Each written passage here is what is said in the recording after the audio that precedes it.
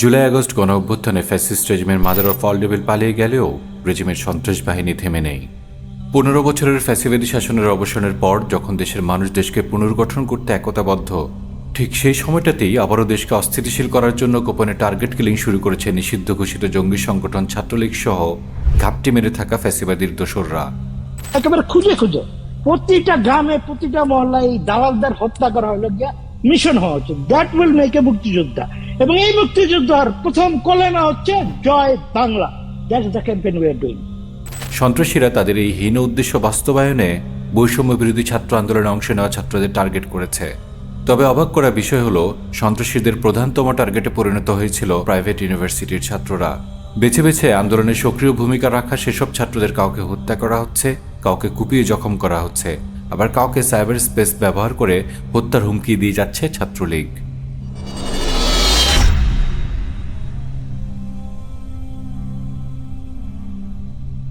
দেশকে ধ্বংস করে আবারও ফ্যাসিবাদ কায়েমের নেশায় তারা টাঙ্গাইলের মির্জাপুর উপজেলার বৈষম্য বিরোধী ছাত্র আন্দোলনের 3 সমন্বয়ককে পিটিয়ে আহত করেছে।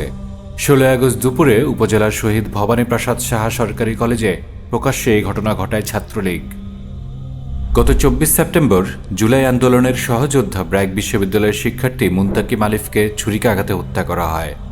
এই হত্যাকাণ্ডের রেশ না কাটতেই 4 নভেম্বর 2024 ছাত্রলীগের সন্ত্রাসীরা কুপিয়ে জখম করে চাঁদপুরের মূল সমন্বয়ক আহসান হাবিবকে। গত 27 নভেম্বর উগ্রবাদী সংগঠন ইসকনের হামলায় শহীদ হওয়া আইনজীবী সাইফুল ইসলাম আলিফের জানাজা শেষে ফেরার পথে পরিকল্পিতভাবে ট্রাক চাপা দিয়ে মারার চেষ্টা করা হয় বৈষম্য বিরোধী ছাত্র আন্দোলনের প্রধান 2 সমন্বয়ক হাসনাত আবদুল্লাহ এবং সার্জিস আলমকে। জুলাই গণহত্যার বিচার চাওয়ায় গত 7 ডিসেম্বর জাহাঙ্গীরনগর বিশ্ববিদ্যালয়ের সমন্বয়ক জিয়াউদ্দিন অয়নকে মুঠোফোনে হত্যার হুমকি দেয় নিষিদ্ধ ঘোষিত জঙ্গি সংগঠন ছাত্রলীগ। এর মাত্র 5 দিন পরেই গত 12 ডিসেম্বর গাজীপুরের মৌচাক এলাকায় ইস্ট ওয়েস্ট ইউনিভার্সিটির ছাত্র এবং জুলাই আন্দোলনের সমন্বয়ক তাজবীর হোসেনকে নৃশংসভাবে খুন করে। একই দিনে বাসা থেকে বিশ্ববিদ্যালয়ে আসার পথে ফ্যাসিবাদী সন্ত্রাসীদের হাতে ছুরিকাঘাতে খুন হন এআইইউবির সিএসই বিভাগের শিক্ষার্থী এবং জুলাই আন্দোলনের সমন্বয়ক ওয়াজেদ সীমান্ত। বৈষম্য বিরোধী ছাত্র আন্দোলনে গুরুত্বপূর্ণ ভূমিকা ছিল ভাসানটেক সরকারি কলেজের ছাত্রী সুজানার। 17 ডিসেম্বর পূর্বাঞ্চলের একটি লেক থেকে তার লাশ উদ্ধার করা হয়। আন্দোলনের আরেক সক্রিয় কর্মী আদমজি ক্যান্টনমেন্টের 10ম শ্রেণীর ছাত্র কাব্য। সুজানার লাশ উদ্ধারের পরদিন তার লাশও একই লেক থেকে উদ্ধার করা হয়। 17 ডিসেম্বরই খুন হন চট্টগ্রাম বৈষম্য বিরোধী ছাত্র আন্দোলনের অন্যতম সমন্বয়ক ও অত্যন্ত সক্রিয় ভূমিকা রাখা জসিমউদ্দিন। তাকে জবাই করে হত্যা করা হয়। একই দিন রাতেই জুলাই আন্দোলনের অন্যতম যোদ্ধা মুজাহিদুল ইসলাম খান মোহাম্মদপুরে সন্ত্রাসীদের হামলার শিকার হন। এ রাতেই গণ অভ্যুত্থানের অগ্রসেনানী মুন্সিগঞ্জের ইব্রাহিম হোসেন রিফাতকে গুলি করে মারার চেষ্টা করে গুপ্ত ঘাতকেরা। তবে এলাকাবাসীর দ্রুত উপস্থিতির কারণে হত্যা না করতে পেরে তার রক কেটে দেয় সন্ত্রাসীরা। ফরিদপুরের সদরপুরে বৈষম্য বিরোধী আন্দোলনে সম্পৃক্ত ঢাকাস্থ নর্দার্ন ইউনিভার্সিটিতে অধ্যয়নরত কাজী সাইফুল ইসলাম। বৈষম্য বিরোধী আন্দোলনে অংশগ্রহণকারী এই ছাত্রের উপর অতর্কিত হামলা করে গুরুতর আহত করে সন্ত্রাসীরা। গত 20 ডিসেম্বর ইউলেভের শিক্ষার্থী এবং জুলাই আন্দোলনের দুঃসাহসিক যোদ্ধা, যিনি পুলিশ এপিসির সামনে দুর্বার প্রতিরোধ গড়ে তুলেছিলেন, সেই সৈয়দ সাদমানকেও দেওয়া হয়েছিল প্রাণ নাশের হুমকি। 20 ডিসেম্বর হত্যার হুমকির শিকার হন ময়মনসিংহ জেলার সমন্বয়ক আশিকুর রহমান।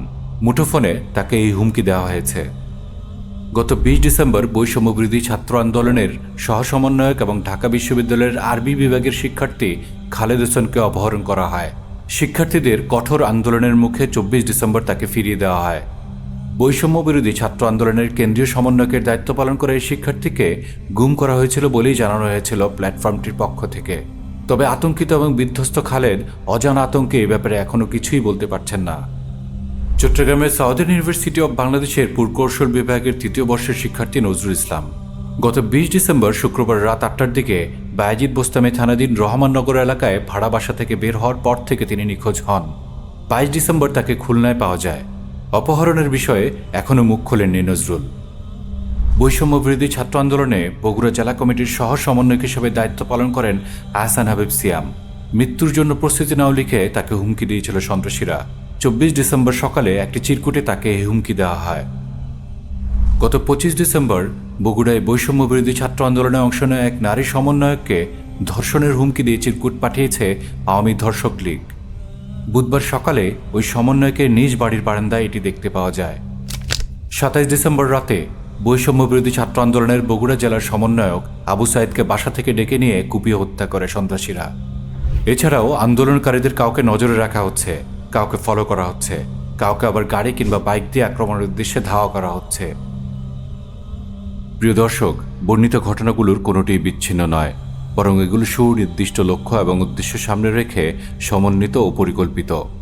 এগুলো বিচ্ছিন্নভাবে হয়নি, বরং সিস্টেম্যাটিকভাবে ফ্যাসিস্ট রেজিমের পতিত সন্ত্রাসীরা এগুলো ঘটিয়েছে। স্বয়ং সমন্বয়কদের ভাষ্যমতেই তাদের উপর চালানো হামলাগুলো পূর্ব পরিকল্পিত এবং পতিত হাসিনার দোসররাই এই হামলাগুলো করেছে। এটি আমরা দাবি করছি না, বরং ফ্যাসিস্টের ভাড়াটে গুন্ডা বাহিনী নিজেই স্বীকার করে নিয়েছে।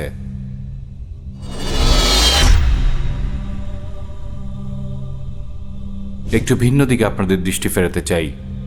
জুলাই আগস্টের গণ আন্দোলনকে ব্যর্থ করে দেশকে অস্থিতিশীল করতে, দেশকে একটি গৃহযুদ্ধের দিকে ঠেলে দিতেই টার্গেট কিলিং মিশনে নেমেছে আওয়ামী লীগ এবং এর পিছনে কলকাঠি নাড়ছে আগ্রাসী ভারতের আশ্রয়ে থাকা মাদার অফ অল ডেভিল। আগ্রাসী ভারত নিয়ে আমরা যতই পর্যবেক্ষণ করি ততই বিস্মিত হই। এই আগ্রাসী শত্রু সম্ভাব্য সকল রকমের নোংরা কাজ করে তার নিজের সংশ্লিষ্টতা প্রমাণ করতে কখনোই আমাদের হতাশ করে না। ভারতীয় গোয়েন্দা সংস্থা স্লিপার সেলের সাহায্যে বিশ্বের বিভিন্ন দেশে রাষ্ট্রীয় পৃষ্ঠপোষকতায় ডেথ স্কোয়াড পরিচালনা করে। এই স্কোয়াডের মূল লক্ষ্য হল ভারত কিংবা ভারতের বাইরে অবস্থান করা ভারত বিরোধী মনোভাব সম্পন্ন ব্যক্তিদের হত্যা করা। এই কাজে তারা স্থানীয় লোকদেরকেই বেশি ব্যবহার করে এবং বিপুল অর্থের মাধ্যমে তাদেরকে নিয়োগ করা হয়ে থাকে। এই হত্যাকাণ্ডগুলো ঘটানোর জন্য হত্যাকারীদেরকে ভিকটিমের ঠিকানা, ছবি, প্রয়োজনীয় অস্ত্র এবং অর্থ সরবরাহের কাজ অত্যন্ত সুচারুভাবেই করে থাকে। আর এইসব কিছু নেপথ্যে কাজ করে যাচ্ছে স্বয়ং মোদী সরকার। এ সংক্রান্ত একটি প্রতিবেদন টাইম ম্যাগাজিনে প্রকাশিত হয় গত এপ্রিলে, যেখানে ভারতের বন্ধু বা শত্রু রাষ্ট্রে অবস্থান করা ভারত বিরোধী ব্যক্তিদের উপর টার্গেট কিলিং মিশন পরিচালনার ব্যাপারে ভারতের প্রধানমন্ত্রী নরেন্দ্র মোদী এবং ডিফেন্স মিনিস্টার রাজনাথ সিংয়ের নৈতিক সমর্থন স্পষ্ট পরিলক্ষিত হয়। রাজনাথ সিংয়ের ভাষ্যমতে, if any terrorist tries to disturb India, he will give an a fitting reply. If he escape to Pakistan, we will go there to kill him. Singh said that India's Prime Minister Narendra Modi had made it clear that this policy was right and India has the capability to do so. প্রতিবেদনটিতে আরও উল্লেখ করা হয়, এ পর্যন্ত পাকিস্তানে অবস্থান করা অন্তত 20 জন ভারত বিরোধী ব্যক্তি কর্তৃক বিচার বহির্ভূত হত্যাকাণ্ডের শিকার হয়েছেন, যাদের মধ্যে উল্লেখযোগ্য ছিল শহীদ লতিফ, যাকে হত্যা করার জন্য স্থানীয় এক 20 বছর বয়সী যুবককে 1.5 কোটি পাকিস্তানি রুপি দিয়ে প্রস্তুত করেছিল বশির আহমেদ পীর, সালেম রহমানি এবং রিয়াজ আহমেদের মতো কট্টর ভারত বিরোধীকে একই কায়দায় স্থানীয় ভাড়াটে খুনি দ্বারা মিলিয়ন রুপির বিনিময়ে হত্যা করেছিল লাহোরে অবস্থান করা শিখ আন্দোলনের ঊর্ধ্বতন নেতা পরমজিৎ সিং পাঞ্জারকে গুলি করে হত্যায় সরাসরি জড়িত ছিল এর এক্সট্রা জুডিশিয়াল কিলিং মিশন শুধু পাকিস্তানেই সীমাবদ্ধ থাকেনি। গত বছর কানাডাতেই শিখ আন্দোলনের গুরুত্বপূর্ণ নেতা হরদীপ সিং নিজ্জারকে গুপ্ত হত্যা করে যার দায় পরবর্তীতে নিজেই স্বীকার করে নিয়েছে। ইউএসএতে অবস্থান করা আরেক শিখ নেতা গুরপাতওয়ান সিং পান্নুরকেও হত্যার চেষ্টা চালায় যদিও সিএএর তৎপরতায় তাকে হত্যা করা সম্ভব হয়নি। এই গেল টার্গেট কিলিংয়ের ব্যাপারে এর কিছু সংক্ষিপ্ত আমলনামা।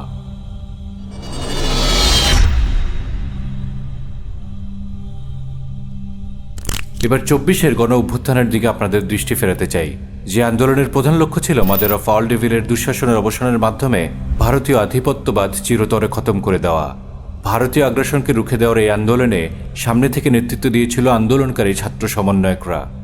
বৈষম্য বিরোধী ছাত্র আন্দোলনের সমন্বয়কদের বলিষ্ঠ ভূমিকার কারণেই জনতার মধ্যে ভারত বিরোধী মনোভাব প্রবলভাবে ছড়িয়ে পড়ে আর আন্দোলন রূপ নেয় গণ অভ্যুত্থানে, যার ফলাফল মাদার অফ অল ডেভিলের পলায়ন এবং ফ্যাসিস্ট রেজিমের সরকার ব্যবস্থা ভেঙে পড়া। তবে মাদার অফ ডেভিল পালালেও এদেশের তার এজেন্ট এবং ডার্টি গেমের সিস্টেমেটিক ইনস্ট্রুমেন্টসমূহ ইনটেক্ট রয়েছে। বরং পাকিস্তান কিংবা কানাডাতে এর জন্য এসব কাজ করা যত কঠিন, বাংলাদেশে এই নোংরা কাজ করা ততই সহজ। কারণ এই কিলিং মিশনে তাদের আদর্শবাহী ল্যাসপেন্সার নিষিদ্ধ ছাত্রলীগের সন্ত্রাসীরা অলরেডি ট্রেন্ড। শুধু তাই নয়, দেশের রাষ্ট্র কাঠামোর প্রায় সকল স্তরে তাদের সেটআপ এখনো বহাল তবিয়তেই আছে।